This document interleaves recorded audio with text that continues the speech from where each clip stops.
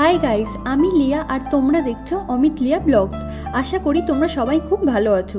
আজ 31 মার্চ। আজ বিকেলে আমরা সবাই একটা জায়গায় ঘুরতে যাব। তোমরা নিশ্চয়ই ভাবছো যে জায়গাটা কোথায়। দাঁড়াও, একটু পরে বলছি। যেদিন আমাদের বিয়ের ছবি প্রিন্ট করানোর জন্য বনমালীপুর গিয়েছিলাম, সেদিন রাস্তায় যেতে যেতে একটি বড় মন্দির দেখিয়েছিলাম তোমাদের। সেদিন বলেছিলাম যে একদিন এসে এই মন্দিরটা পুরোটা ঘুরে তোমাদের সাথে দেখাবো। হ্যাঁ, আজ আমরা বনমালীপুর মন্দিরে ঘুরতে যাচ্ছি আর তোমাদের সাথে পুরো মন্দিরটার ভিউ শেয়ার করব। আজ দুপুরে খাওয়া দাওয়া করতে করতে একটু লেট হয়ে গিয়েছিল, তাই বেরোতেও একটু লেট হয়ে গেল। আমরা ভেবেছিলাম যে 4টের সময় বেরোবো, কিন্তু এখন বাজে বিকাল 5টা। তো আমরা সবাই রেডি হয়ে গেছি। চলো আর কথা না বাড়িয়ে বেরিয়ে পড়ি। আজ আমরা ভিডিও বানানোর জন্য একটা ক্যামেরাম্যান হায়ার করেছি। মজা করে বললাম, ক্যামেরাম্যান নয়, রাহুল যাচ্ছে আমাদের সাথে ভিডিও আর ছবি তুলে দেওয়ার জন্য।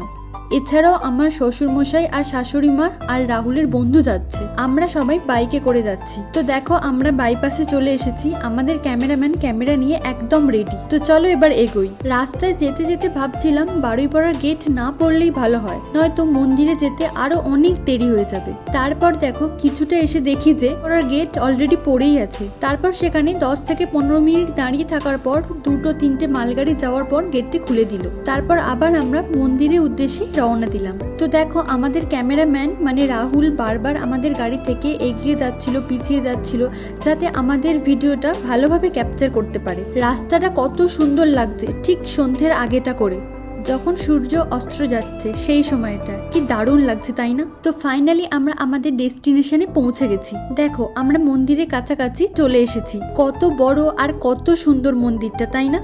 এই হলো বনমালীপুরের ব্রহ্মদত্ত ধাম মন্দির। মন্দিরে ঢোকার রাস্তাটাই তো মনে হয় প্রায় 1 কিলোমিটার। মন্দিরের সামনের রাস্তাটার দুধারে গাড়ি পার্কিং এর ব্যবস্থা আছে, তো আমরা ওখানেই প্রথমে গাড়িগুলো রেখে দিলাম। মন্দিরের সামনেটা দেখো কত বড় জায়গা পড়ে রয়েছে। এখানে একবারে অনেক লোক চলে এলেও গাড়ি পার্কিং এর কোনো অসুবিধা হবে না। এরপর আমরা সেখানে দাঁড়িয়ে এক এক করে সবাই ছবি তুলছিলাম। আমাদের অনেক ছবি তুললাম, অনেক ভিডিও তুললাম আর অনেক মজা করলাম। তারপর সূর্যটা অস্ত যাবে যাবে দেখে আমরা মন্দিরের ভিতরে ঢুকে পড়লাম।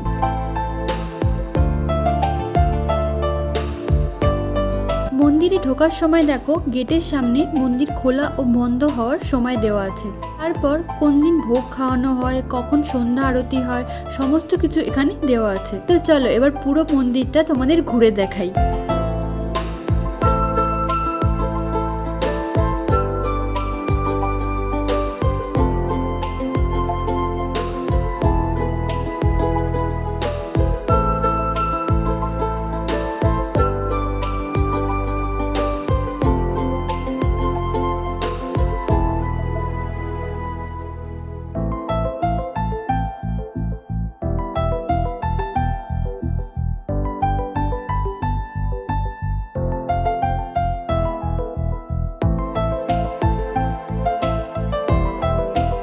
মন্দিরের সিঁড়ি দিয়ে উঠে সবচেয়ে প্রথমেই দেখলাম সামনে একটি বড় ঘন্টা। ওটা আমি বাজাচ্ছিলাম।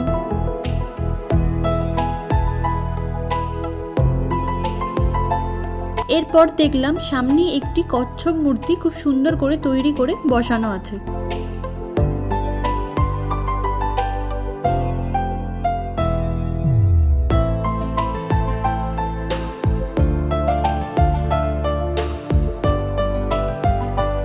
তো দেখো, এই হলো সেই ব্রহ্মধামের ঠাকুর। ঠাকুরটি দেখো 3টে মূর্তি। আসলে 3টি মূর্তি নয়, ঠাকুরটি একটা। ঠাকুরের 3টি মাথা।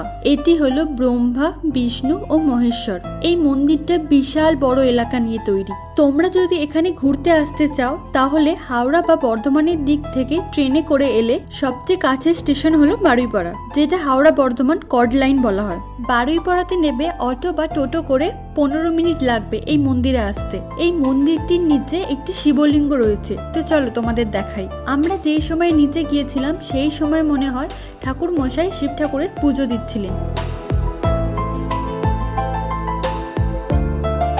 শিবলিঙ্গ দর্শন করার পর আমরা আবার ওপরে চলে এলাম। আস্তে আস্তে সন্ধে হয়ে আসছিল, তাই আমাদের চলার সাথে সাথেই লাইটগুলো জ্বলে উঠছিল। মন্দিরটার অন্য দিকের ভিউটা তোমাদের দেখাই। দেখো, মন্দিরটার মাথায় তোমরা একটি পতাকা দেখতে পাবে। তার পাশাপাশি দেখো একটি সিঁড়িও দেখা যাচ্ছে। এই এত উঁচুতে কেউ একজন নাকি রোজ উঠে পতাকাটি পাল্টায়। এখানকার নিশ্চয়ই কোনো ঠাকুরমশাই হবে। তো দেখো এবার পুরোপুরি সন্ধ্যা হয়ে এসেছে, মন্দিরের সমস্ত আলো জ্বলে উঠেছে।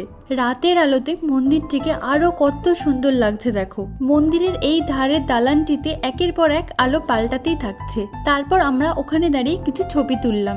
অনেকটা সময় কেটে গেল আমাদের এখানে, তাই এবার আমরা মন্দির থেকে বেরিয়ে পড়লাম। বেরোনোর সময় দেখলাম মেন গেট দিয়ে আমরা যেখান দিয়ে ঢুকেছিলাম তার পাশেই আরো দুটি ঠাকুর রয়েছে। ঢোকার সময় তোমাদের দেখানো হয়নি। বাঁ পাশে একটি গণেশ মূর্তি মানে গণেশ ঠাকুর রয়েছে। এখন এখানে তালা বন্ধ রয়েছে, ঠাকুর মশাইয়ের মনে হয় পুজো করা হয়ে গেছে।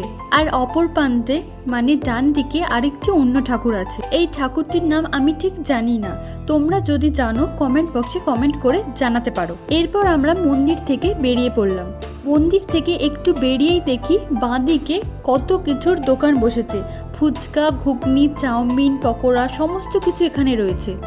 তো এত কিছুর মধ্যে থেকে আমি ফুচকা আর ঘুগনি খেলাম, আর বাড়িতে নিয়ে যাব বলে কিছু পপকর্ন কিনে নিলাম। তো আজকের মতো ঘোরাঘুরি আমাদের কমপ্লিট। এবার বাড়ির দিকে রওনা দেব।